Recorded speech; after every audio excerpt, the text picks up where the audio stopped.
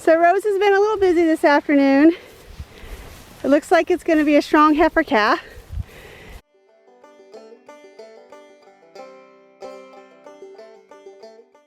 Woo! Another busy week here on the Tomarosa. Welcome back. If you haven't been following us on our Facebook page, you wouldn't know this yet, but we had a new addition yesterday. We had a little heifer calf we named Dodie. D-O-D-I-E. Dodie. And why Dodie? I had an aunt, her name was actually Gloria, but I presume that since I called her Aunt Dodie my entire life, it's probably because I couldn't pronounce Gloria when I was little. And so she was always Aunt Dodie, and she loved cows, and she was very supportive of our goals and our dreams here on the Tomarosa. And unfortunately she passed recently, but I thought that naming our first heifer calf after her would be a good way to honor her memory.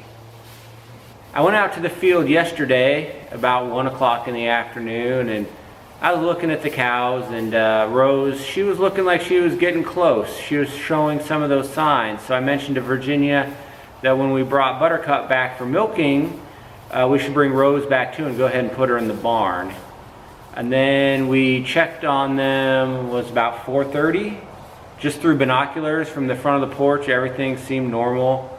I think Rose was grazing. And then we checked on her through binoculars at 5:30, and I'm like, there's another calf out there. So we have some footage we'll share with you right now of when this all happened yesterday. Okay. We're headed out to the field right now. We've been keeping an eye on Rose. It is Friday, May 8th, by the way. And we think she may have just decided to calve out on pasture. I think we saw an extra baby out here, and we just checked on her a couple hours ago. She didn't even check with us to see if that was okay. So Rose has been a little busy this afternoon. It looks like it's going to be a strong heifer calf. We're going to get them back to the barn so we can make sure the heifer is getting colostrum, and we'll go from there.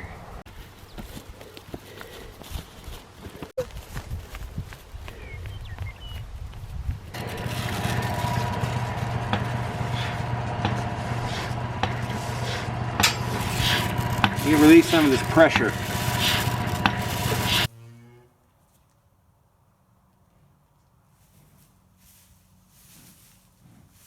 Once we got Rose and Dodie back to the barn, we were able to get Rose milked. She's a little standoffish, so we're working on that. But for her first milking, she did really good. Mm-hmm. We got about 2.5 gallons of colostrum, and we got almost a gallon of colostrum in Dodie to make sure she was going to be okay. By a bottle. And then we got her to nurse, and then we went to bed. Stacy checked on them about 1:30. Yep, 1:30 this morning. They were fine. I checked on them at 5:30 this morning, and Dodie was up and just nursing right away. So I felt really good and happy about that, and then I went back to bed. So that's the story of how Dodie came to be on our farm. So the other thing we want to talk about in this week's video of how things are going this week is the importance of mentors. So when I say a mentor, I mean it could be somebody who is definitely like in the field that you're working in, who maybe hopefully you worked with or you look up to, somebody you can trust who will be able to give you good advice and be not just somebody who's knowledgeable, because you can have lots of people who are knowledgeable but they're not able to effectively pass on that information to you. And so we have some really great mentors who we've worked with on dairy farms or we've networked with, and they have been very important to us as we have been building up and designing our business. So the mentors that we would like to thank, and these are in no particular order, are the Carrolls at Yuma Pine Creamery. It's one of the first dairies I ever worked on. The Browns at Dungeness Valley Creamery. The Stapps at Twin Brook Creamery. Cinemas at Old Sylvana Creamery. The Cowans at Cowan Dairy, Green Gold. The Burkhalters at Grays River Holsteins. The Lancasters at Spirited Rose.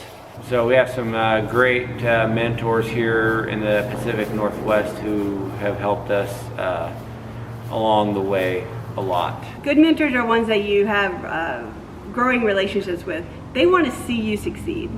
And so they're part of like a team of making your farm, your homestead, your dream, whatever you're doing, work. Another part of that team, I believe, that a lot of people don't use are actually a veterinarian. As a licensed dairy, we're required to have a veterinarian listed that we're associated with. Doesn't mean that everything requires a veterinary intervention, but if you have a working relationship with a vet, it makes it a lot easier when you need to call somebody at 2 a.m. to help you with something, as opposed to it's the first time you've called them. So I think she's saying that she's giving a shout out to the Chihuahua Veterinary Clinic. I love my vet. So what happened this week that we're bringing this up? Okay, this week, I think it was like Tuesday, we went out to get Buttercup, and she's kind of like hunched up, and it looked like she was trying to pee or poop. You know, she kind of had her tail in the air, a little bit of discharge from her vulva. She just looked very uncomfortable. And she was kind of grunting, and I was like, what is wrong with her? We gave shout outs to a couple of the mentors that we have, and we're able to talk to them about, oh, what's going on? That she might just be a little overwhelmed with milking and having the calf and trying to get back to normal. Once we, and we also took the temperature. That was one of our first mentors was like, did you take her temperature? And her temperature was normal. Her temperature was normal. And so we just watched her. We separated the calf and the cow that night just to give her a little bit of a break. Next morning, she was perfectly fine.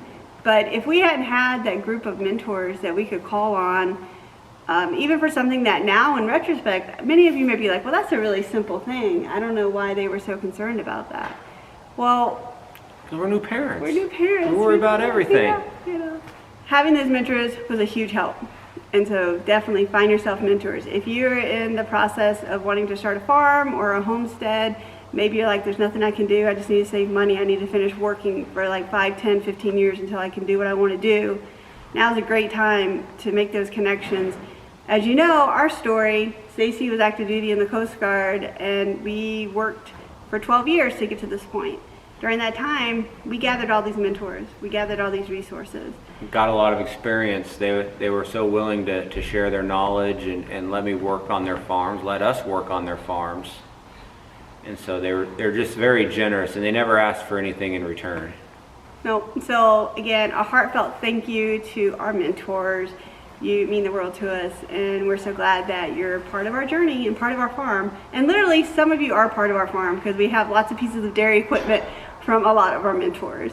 And so thank you. There's one more mentor that I would like to thank that is sadly no longer with us, and that is John Jarvis. Mm-hmm. And he was a longtime dairyman, also in the Port Angeles area. In fact, the milking machine that we use, the bucket milker that we use, he gave to me. We're not doing what we're doing by ourselves. Like Virginia said, we have a team, and we couldn't do it without the team. Right. And I think that's one of the things, especially in like farming or homesteading or just whatnot. A lot of people talk about self-sufficiency, being able to do stuff all by yourself. We think a lot about like community sufficiency or like having a team and a network. Everybody's really part of a network. And so reach out, make that network, and it will definitely be worth it as you continue to grow. So with that, we'll go ahead and close. Thank you for joining us on the Tom Morosa. If you haven't, please do subscribe. And then what we asked this video is in the comments, let us know where you're from. Sometimes people do, and we are astounded by where everybody is from all over the world, and we love to see where people are from. So if you don't mind, just leave where you're from in the comments. We would appreciate it because it's actually a pretty small world out there. And we love it. I love looking up and saying like, oh, this person's from so-and-so, and oh, that's in that town. It's wonderful. All right, until next time, thanks for joining us. All right, good night. So we have everybody in the barn now. There is Buttercup with Rainy. And then in our little box stall over there is Rose with the heifer calf, Dodie.